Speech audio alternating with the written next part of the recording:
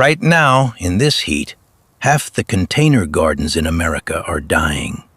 But these 15 vegetables are doing the exact opposite. The hotter it gets, the faster they grow. Some of them come from the hottest deserts and jungles on Earth, and a heat wave that kills your lettuce is their favorite weather. And number one is a food you've eaten 1,000 times and never once imagined pulling out of a pot on your balcony. Let's get started. Kicking off our countdown at number 15 is the undisputed king of hot weather vegetables, okra. While the rest of the garden begs for shade, okra stands in 100-degree sun looking like it's on vacation. This is a plant with African tropical genetics, and its comfort zone starts exactly where most vegetables begin to die. Below 80 degrees, okra sulks.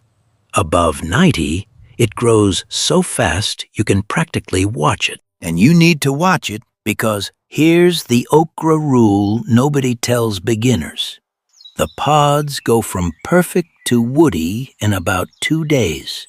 Pick them young at 3 to 4 inches every single day or two during peak heat, and the plant responds by producing even more. A feedback loop that keeps a single container pumping out pods until frost. Compact varieties like Baby Bubba and Jambalaya were bred specifically for pots. Give one a 10-gallon container, full brutal sun, and moderate water. The flowers alone justify the space. Okra is related to hibiscus, and every bloom looks like a cream and burgundy tropical flower that lasts a day and becomes food. Extension programs across the southern states rank okra among the most heat and drought-tolerant vegetables in cultivation, actually recommending against planting it until the soil is thoroughly hot. Fun fact: okra crossed the Atlantic centuries ago with the African slave trade and reshaped an entire cuisine. The word gumbo literally comes from a West African word for okra, which means one of America's most famous dishes is named after this plant. Coming in at number 14 is the cucumber that refuses to act like one, the Armenian cucumber. Every gardener knows the summer cucumber heartbreak. The vines mildew, the beetles arrive, and the fruit turns bitter the moment real heat hits. The Armenian cucumber skips all of it because it isn't a cucumber at all. Botanically, it's a melon that happens to taste like the best cucumber you've ever had. That melon ancestry is the cheat code. Melons evolved for hot, dry conditions, so this vine shrugs off heat that destroys true cucumbers, and its fruit physically cannot turn bitter because it doesn't produce the bitterness compounds cucumbers do. Pale green, ribbed, crisp and mild, it stays sweet at a foot long, growing in heat that would make a regular cucumber inedible. Give it a 10-gallon container and a sturdy trellis, the vine climbs enthusiastically and hanging fruit grows straighter. Full sun, deep watering a couple of times a week, and it produces steadily through the hottest stretch of summer. Growers' references consistently recommend Armenian cucumbers as the heat-proof cucumber substitute for southern summers, precisely because of their melon genetics and bitter-free flesh. Fun fact: this vegetable has been grown around the Mediterranean and Middle East for centuries, and in Egypt and the Levant it's called fakus, sold in markets by the armload during heat that shuts down nearly every other green crop. Sitting at number 13 is the vegetable that treats a heat wave like a spa day, the eggplant. Eggplant is a true tropical, native to South Asia. and it has a heat threshold that embarrasses tomatoes. When nights stay above 75 and days push past 95, tomatoes start dropping their blossoms. But eggplant keeps setting fruit like nothing happened. In the hottest weeks of August, it's often the only fruiting vegetable on the balcony still working full shifts. For containers, skip the giant globe types and go compact. Fairy tale with lavender-striped fruit the size of your palm, or Patio baby, bred to fruit heavily in a pot barely bigger than a bucket. Small fruited eggplants aren't just prettier, they're faster, earlier, and never develop the bitterness of oversized fruit. A 7 to 10 gallon container, full sun, steady water, and a feeding every couple of weeks. Eggplants are hungry. Harvest while the skin is glossy. The moment it dulls, seeds are hardening inside. Extension guides class eggplant among the most heat-tolerant fruiting crops for containers, noting that fruit set continues at temperatures where tomato and pepper production stalls. Fun fact, botanically, the eggplant is a berry, and it earned its strange English name honestly. The first varieties brought to Europe bore small, white, egg-shaped fruit, so gardeners quite reasonably called it the eggplant. For number 12, we have the bean that grows so fast in heat you can measure it with a ruler, the Yardlong bean. Regular green beans quit in extreme heat.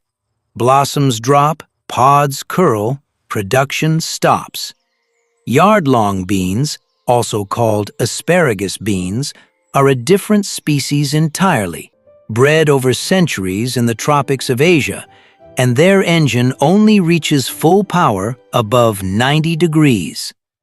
During a proper heat wave, the vines can grow several inches a day, hanging pairs of slender pods that reach 1.5 feet long. The show is half the appeal. The vines climb 10 feet if you let them, covered in pretty liatus, with pods dangling in turton for a hot balcony rail. Picked young at 12 to 18 inches, the pods are tender, slightly nutty, and best quickly stir-fried rather than boiled. Use a 10-gallon container with the tallest trellis you can rig, full sun and moderate water. Like most tropical legumes, yardlongs partner with root bacteria to make their own nitrogen and need almost no feeding. Asian vegetable references describe yardlong beans as dramatically more heat and humidity tolerant than common beans, producing continuously through tropical summers. Fun fact, yardlong beans belong to the same species as black-eyed peas. They're cousins bred in opposite directions, one for its long green pods in Asia, the other for its seeds in Africa. One plant family quietly feeding 2 continents through their hottest months. Just outside our top 10, at number 11, is the sticky green secret behind every great salsa verde, the tomatillo. The tomatillo is what happens when a plant family fully commits to heat. This Mexican native fruits relentlessly through conditions that make its tomato cousins give up. Dry air, blazing sun, 100-degree afternoons. Each fruit grows inside its own paper lantern husk, and when the husk splits, the tangy citrusy fruit inside is ready. One critical thing to know, and it's the reason half of first-time growers fail, tomatillos refuse to fruit alone. A single plant will flower magnificently and produce nothing. They're strictly self-incompatible and need a partner. Always grow 2. 2 plants in 2 pots will then bury you in fruit, often producing for months. Give each a 10-gallon container and a tomato cage. The plants sprawl with enthusiasm. Beyond sun and occasional deep water, they ask for nothing. Rich feeding actually reduces fruiting in favor of leaves. Extension references note tomatillos tolerate heat and drought better than tomatoes and carry far fewer pest and disease problems in home gardens. Fun fact: the tomatillo is older than the tomato in Mexican kitchens. The Aztecs cultivated it centuries before Europeans arrived, and their word tomatl originally referred to the tomatillo. The tomato was the newcomer that borrowed the name. What did you think of those first 5? How many of them have you actually grown or even heard of? Let me know down in the comments below. Now let's dive straight into the top 10 of today's list. Let's keep it moving. At number 10 is the one nobody believes until they see it. A real watermelon grown in a pot.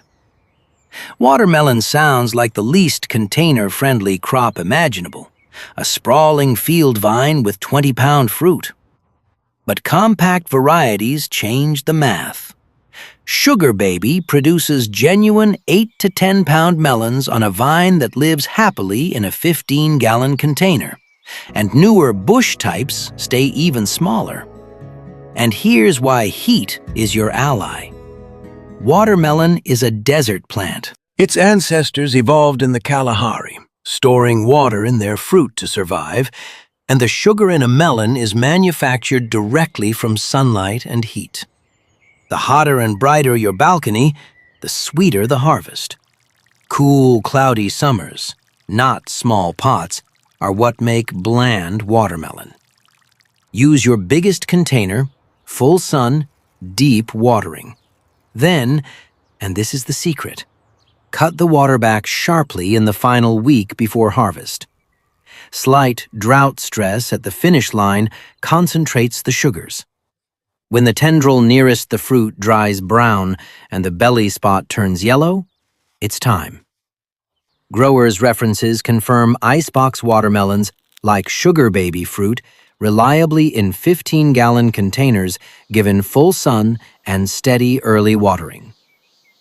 Fun fact: watermelons were so treasured in ancient Egypt that they were painted on tomb walls and placed in burial chambers. Pharaohs were sent into the afterlife with watermelons, 5,000 years before anyone put one in a cooler. Moving down to number 9 is a plant that turns your balcony into a Thai kitchen and repels mosquitoes while it's at it. Lemongrass. Lemongrass is a tropical grass, and it behaves like one. In cool weather, it sits still, and in real heat, it explodes, forming a dense fountain of aromatic stalks 3 to 4 feet tall. There is no version of summer too hot for it. The plant photosynthesizes happily at temperatures that shut down most vegetables. Every part earns its place. The thick stalk bases are the citrus heart of Thai and Vietnamese cooking. Impossible to find fresh in many stores, absurdly easy to grow. The leaves make tea, and the whole plant produces citronella family oils, the same aromatic compounds used in mosquito repellents, making it the most functional ornamental a summer balcony can hold. Start it from a grocery store stalk. Stand a fresh stalk in water for 2 weeks until roots appear. Then pot it in a 5 to 10-gallon container in full sun. Water generously. It's a grass. It drinks. And harvest by cutting outer stalks at the base. Herb references list lemongrass among the most heat-tolerant container herbs in cultivation, growing most actively precisely during peak summer temperatures. Fun fact: lemongrass owes its lemon scent to citrol, the exact same molecule that gives lemon peel its aroma, which is why a plant with no relation to citrus can convince your nose otherwise completely. At number 8 is the vegetable you can eat in June and shower with in December, the Luffa gourd. Yes, that loofah. The scrubby bath sponge sold in every drugstore is not from the ocean. It's the dried skeleton of a vegetable, a vigorous tropical vine you can grow in a container. And it's a genuine two-in-one crop.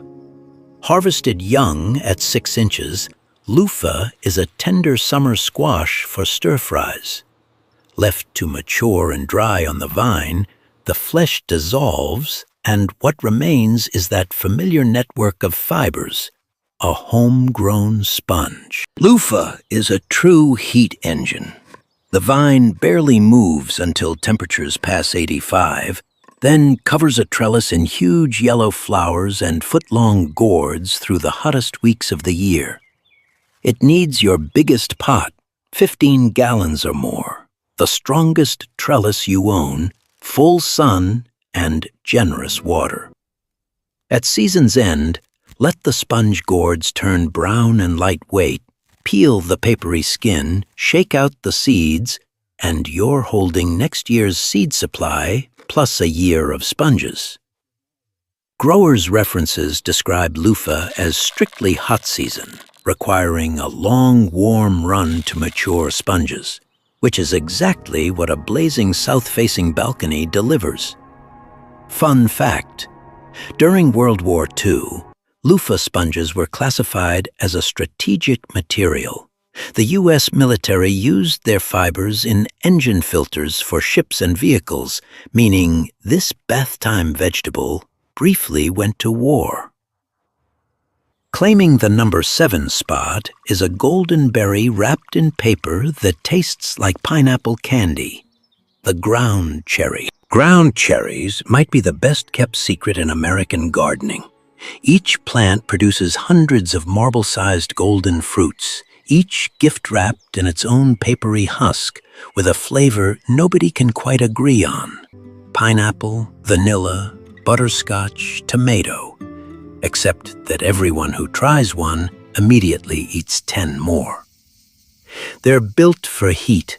Ground cherries are in the Tomatillo family, with the same sun-loving, drought-shrugging constitution, but even less demanding. And harvest is comically easy. The plant literally drops the fruit when it's ripe. You don't pick ground cherries. You gather them off the soil surface like tiny presents, husk and all. One plant fills a 10-gallon container, sprawling into a knee-high bush. Full sun, water when dry, no feeding program, no staking, no drama. Varieties like Aunt Molly's produce from midsummer to frost. Growers' references note ground cherries tolerate heat and poor soil better than tomatoes, with fruit that stores for weeks in their husks, an old farmhouse trick from before refrigeration. Fun fact, ground cherries were a beloved pioneer fruit in early America. Homesteaders baked them into pies and preserves, and heirloom varieties like Aunt Molly's have been passed down since the 1800s, making this forgotten fruit older in American gardens than many vegetables we call traditional. At number 6, we have the plant that grows your iced tea for you, Roselle hibiscus. That deep red, tangy, cranberry-like hibiscus tea, agua de Jamaica in Mexico, zobo in Nigeria, carcade in Egypt, comes from the fleshy crimson calyces of Roselle, a tropical hibiscus you can grow in a container. One plant produces hundreds of them, and the entire operation runs on heat. Roselle is a true child of the tropics. It wants long, hot days and doesn't even begin flowering until late summer, when the shortening days flip its internal switch. Then the show starts. Pale yellow hibiscus blooms each morning, followed by the ruby calyces that thicken around each seed pod. You harvest those, steep them fresh or dried, and the result is the exact tea sold in every Latin and African market. Give it a 10 to 15 gallon pot in your hottest spot, water generously, and give it room. Roselle grows into a handsome 4 to 5 foot shrub with wine-red stems. The young leaves are edible too, with a sour zing, used across West Africa and Southeast Asia. Tropical crop references describe Roselle as strongly heat-dependent, flowering as days shorten in late summer, timing that fits container growers perfectly. Fun fact: hibiscus tea was the traditional cooling drink of the pharaohs Egypt, and today Roselle drinks are so culturally universal that the same plant has beloved national versions on at least 4 continents. Few crops on Earth are claimed by this many cuisines at once. Are you impressed by these heat lovers? Which one had you never even heard of? Drop it in the comments. I read every single one. Now, let's head into the top 5 of our list, and make sure you stick around for the final vegetable. It is absolutely going to surprise you. Let's step into number 5. Entering our top 5 is the legume that laughs at drought, the black-eyed pea and its southern pea cousins. Southern peas, black-eyed, crowder, cream, are Africa's gift to hot climate gardening, domesticated in the Sahel where heat and drought aren't weather events, but the permanent condition. That ancestry shows when a heat wave flattens the rest of the garden, southern peas keep flowering, setting pods, and fixing their own nitrogen from thin air. That last part is the container grower's bonus. Like all legumes, they feed themselves. Depleted, tired potting mix that would starve a tomato is perfectly acceptable to a black-eyed pea, and the plant leaves the soil richer than it found it. A 10-gallon container holds 3 or 4 bush-type plants. Full sun, water at planting, and then only during long dry stretches, and harvest either young green pods, cooked like snap beans, or let them dry on the vine for shelling peas that store for a year.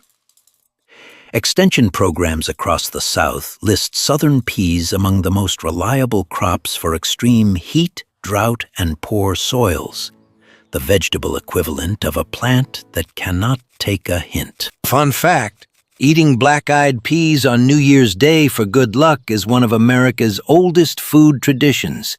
The dish Hoppin' John has been bringing Southern families prosperity, at least in theory, since the early 1800s. For number 4, we have a golden spice worth its weight in health headlines: turmeric. That electric orange powder in your spice rack starts as a knobby root you can grow in a container, and summer heat is the entire trick. Turmeric is a tropical understory plant from South Asia that needs one long, hot growing season, and a black pot on a sun-baked balcony recreates its native climate better than any garden bed. Plant a plump grocery store rhizome with visible buds in spring, and by the peak of summer, you have a stunning tropical plant, broad, banana-like leaves 3 feet tall that read as pure ornamental jungle. All season, the rhizome multiplies underground. When the leaves yellow in fall, tip the pot and collect a tangled mass of brilliant orange fingers, often 5 to 10 times what you planted. A wide 10-gallon pot, rich soil, generous water, and afternoon shade in truly brutal climates. Fresh turmeric, grated into rice, tea, and curries, is a different ingredient entirely from the dusty powder, with a gingery brightness that never survives processing. Crop references note turmeric requires 8 to 10 months of warmth, which container growers achieve by starting pots indoors in late winter and moving them out for the hot season. Fun fact: turmeric has dyed the robes of Buddhist monks their iconic saffron gold color for over 2,000 years, The same molecule that stains your cutting board has been coloring one of the world's great religions since antiquity.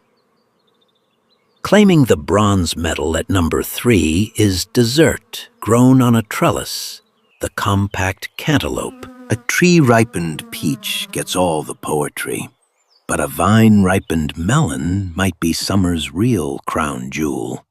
Because commercial melons are picked days early and never develop full sugar.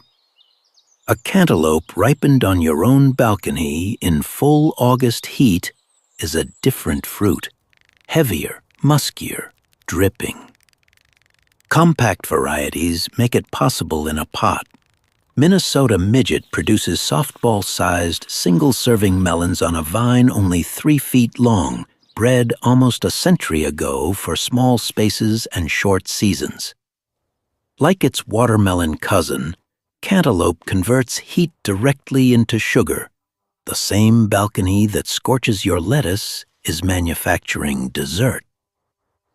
A 10 to 15-gallon container, a short trellis with slings for the fruit, old t-shirt fabric works, full sun, steady water while fruit swells, then drier in the final week for sugar. The melon announces its own moment. At full ripeness, it slips off the stem with a gentle push and perfumes the whole balcony. Growers' references confirm compact melons fruit reliably in containers given maximum sun and heat, with fruit quality directly tracking summer temperatures. Fun fact: the cantaloupe is named after Cantalupo, a papal estate near Rome where the melons were grown for the popes in the 1700s, meaning the fruit on your balcony carries the name of the Vatican's summer garden. Our runner-up at number 2 is the vegetable that comes back bigger every year and can bury a fence by September, the chayote. The chayote breaks the rules of seeds entirely. You don't plant a chayote seed, you plant the entire fruit.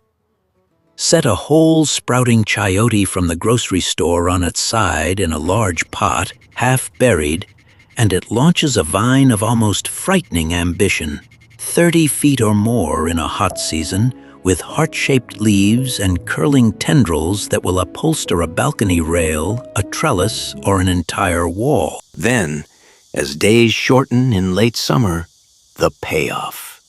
Dozens upon dozens of pale green pear-shaped fruits.